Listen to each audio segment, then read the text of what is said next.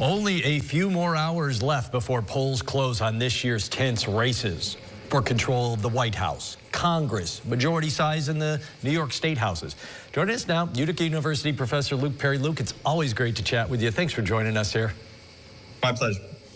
So obviously an unparalleled race for the White House, and you can go into detail as to why. A lot of us know what it is. What did you make of the last few weeks, that run-up, kind of that final push, I guess, by both the Trump campaign and the Harris campaign?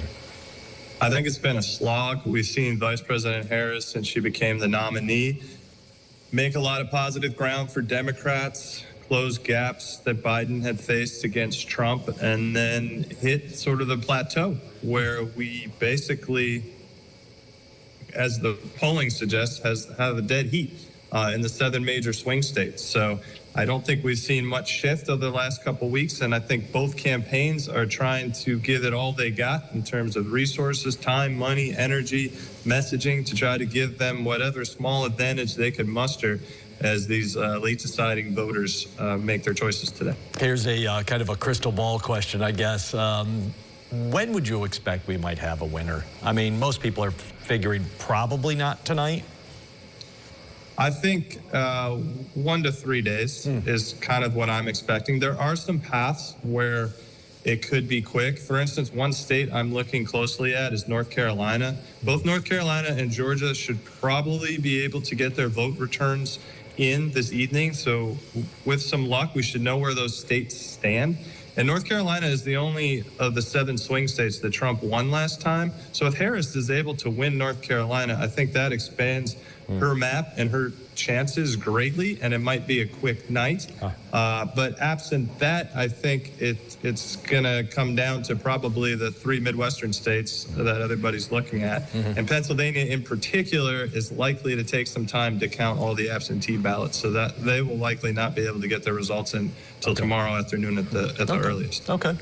Control of Congress definitely running through New York. We've talked about that a lot. Most of our viewing area, 22nd, and also the 19th. But let's take them one at a time. 22nd.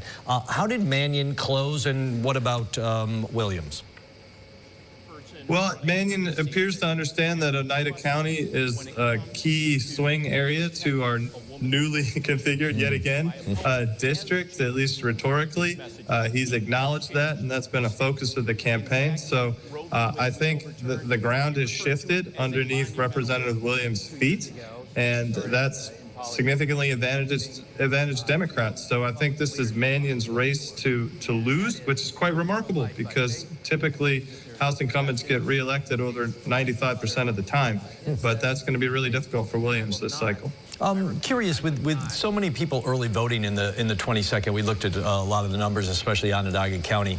How much will Speaker Johnson's visit here on Friday and that CHIPS Act comment, even though he tried to walk it back, how much will that influence this race at all? Or do you think people already kind of A, had voted, and B, have their minds made up? Did any of this last push with the Speaker, Hakeem Jeffries, the minority leader, they're all in town, but what about that one particular comment? Because everybody jumped on it.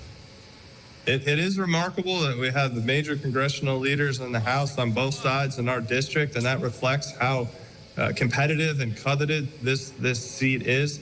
I don't think Speaker Johnson's comments were ideal for Williams, certainly, but I also don't think they're going to make a major impact. You know, you got Johnson parachuting into a district that he doesn't probably understand the dynamics fully, and says something that he regrets and then tries to fix it. But like you said, a lot of people have already voted, and particularly in a presidential election, I think a lot of people have already made up their minds here in our area, and so I don't see that being a major impact.